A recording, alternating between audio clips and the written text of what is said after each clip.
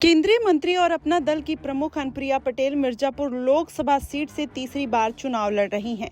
मिर्जापुर की रवायत रही है कि कोई भी लगातार 3 बार सांसद नहीं बना है। इस बीच परिस्थितियां कुछ ऐसी बन गई हैं कि कुंडा विधायक और जनसत्ता दल के प्रमुख रघुराज प्रताप सिंह उर्फ राजा भैया से उनकी ठन गई है। इसके चलते उनकी मुश्किलें बढ़ती हुई नजर आ रही है। आपको बता दें, अभी तक दोनों तरफ से सिर्फ बयानबाजी हुई है, पर अगर राजा भैया उनके खिलाफ खुलकर चुनावी प्रचार में उतरते हैं तो अनुप्रिया पटेल को नुकसान तो होगा ही, और कम से कम बीजेपी को भी दूसरी 4 सीटों पर नुकसान का अंदेशा बढ़ सकता है। पिछले दिनों अनुप्रिया पटेल ने राजा भैया को लेकर एक बयान दिया था, जिससे राजा भैया आहत है। राजा भैया के साथ ही जनसत्ता दल लोकतांत्रिक के कुछ दिग्गज नेता भी मिर्जापुर पहुंचकर अनुप्रिया पटेल के खिलाफ चुनाव प्रचार करने वाले हैं। वहीं आपको बता दें, राजा भैया का वहां पर कितना जोर है ये भी हम आपको बताएंगे। राजा भैया बीजेपी के लिए इस समय कितने महत्वपूर्ण हैं, या इससे समझ सकते हैं कि गृह मंत्री अमित शाह ने मुंबई में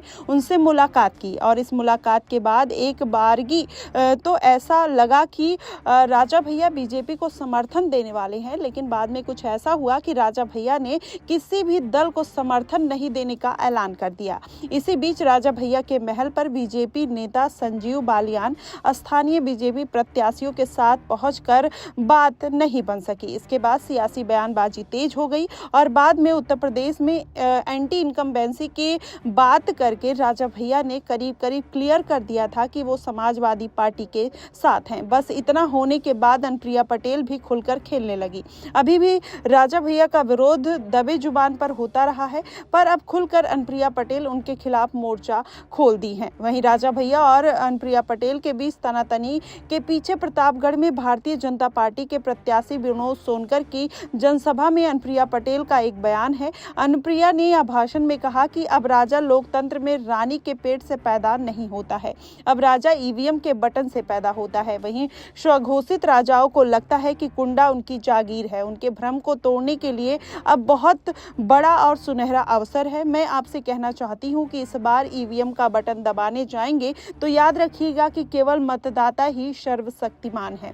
वहीं राजा भैया ने बहुत संयमित जवाब दिया। उन्होंने बिना नरेंद्र मोदी, अमित शाह का नाम लिए, योगी आदित्यनाथ आदि की आलोचना किए बिना उन्होंने कहा कि राजा या रानी अब पैदा होना बंद हो गए हैं। ईवीएम से राजा नहीं पैदा होता, ईवीएम से जनसेवक पैदा होता है, यह जनता का प्रतिनिधित्व पैदा होता है। ईवीएम से पैदा होने वाले अगर अपने आप को राजा मान लेंगे तो लोकतंत्र की मूल भावना ही हार जाएगी, और जनता जनार्दन आपको यह अवसर देती है कि आप मेरी और मेरे क्षेत्र की सेवा करें। राजतंत्र को कब का खत्म हो गया, और कुंठित लोग हैं जो ये करते हैं, उनसे मुझे कोई शिकायत नहीं है। इस बीच ऐसी खबरें भी आ गई कि राजा भैया के समर्थक नेता मिर्जापुर अनुप्रिया पटेल का विरोध करने पहुंच रहे हैं। वहीं राजा भैया अगर समाजवादी पार्टी के साथ खुलकर आते हैं तो प्रतापगढ़ और कौशाम्बी सीट पर बीजेपी को नुकसान होने की संभावना बढ़ जाती है। कारण यही है कि दोनों ही सीटों पर राजा भैया की पार्टी अपने उम्मीदवार नहीं उतारे हैं, जबकि इस इलाके में उनकी काफी प्रभाव देखने को मिलता है। कौशाम्बी में वोट पड़ चुके हैं, पर